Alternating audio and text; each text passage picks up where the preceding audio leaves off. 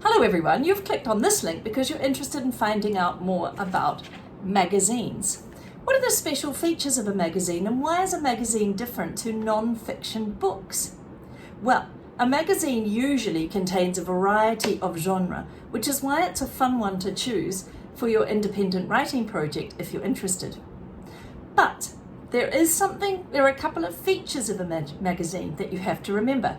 The first one is that a magazine is usually based around a theme. For instance, some of you might have seen Minecraft magazines or Pokemon magazines or Young Scientist magazines, okay? Even a rugby magazine. So they're based around a theme. The audience is considered. Is this magazine about gymnastics? Is this magazine about native birds? You see? And then, based on that theme, a variety of genre are within the magazine. The second thing about a magazine is that it's usually published on a regular basis. For instance, it might be published once a month or every 2 months. What's inside a magazine?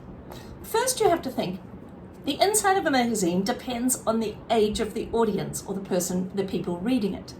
So, I have a university magazine. Obviously, that's not going to have mazes and quizzes and things in it. But for your magazines, maybe a native birds magazine or a sports magazine, it might have quizzes and games in it, for instance. Okay. A magazine usually has a variety of genre. So, let's think about that here. Sometimes a magazine might have fun facts. It looks a bit like this. Lots of different facts, but you can see it's laid out beautifully and they've used colors and photos and captions. There might be games in there. There might be a spot the difference where there are two pictures and they look very similar, but you have to spot the difference. A magazine often has a how-to page. So for instance, if it's a magazine about rugby or football, how to kick the ball in a certain way. Magazines sometimes have information about a person. For instance, if your magazine is about art, there might be some articles about a famous artist or even a kid who loves art. As I've been saying, magazines contain a variety of genre. For instance, I've seen magazines with poems in them. I've seen magazines with stories in them.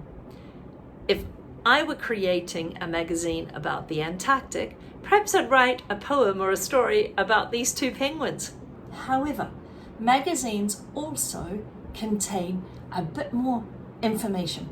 So usually there's a page or two, or 3 or 4, which has actual information, maybe an article, some true information about the topic.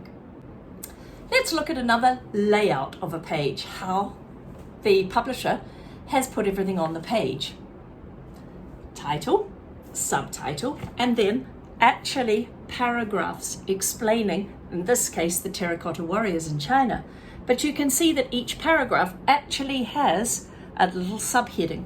So an audience probably wouldn't want to just look and see all those words and think, oh, I'm going to read that. I think they'd probably first look at the red subtitles, and from there, they would decide whether they want to read that. Again, photos, captions, even a section down the side with additional information. You see how this looks like a non-fiction book? So definitely, in a magazine, you have pages that look like a non-fiction book. Now, if you're watching this and you're at UWC, don't forget that Epic and Mion have some amazing things. I went on Epic and I found a book about emperor penguins, and I'm really interested to find out more. And I'm not going to copy stuff from here. I'm not going to copy all the information, but I will read it and I will find some fun facts from here. Maybe I will find something that is interesting to somebody, a did you know page or a weird and wonderful page.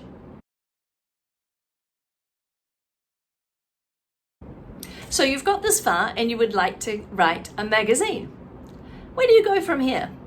Well, I take a piece of paper or a book and I divide it up into sections, maybe 6 or 8 sections to start with. In this case, I'm going to fold this paper up into 6 sections. Okay, and I've already started preparing it. This is the cover. What shall I name my magazine? That's very important to think about what you're going to name your magazine and even what the front cover is going to look like. Because if you've been to the supermarket, there's magazines like this all over the shelves, all over the bookstore shelves.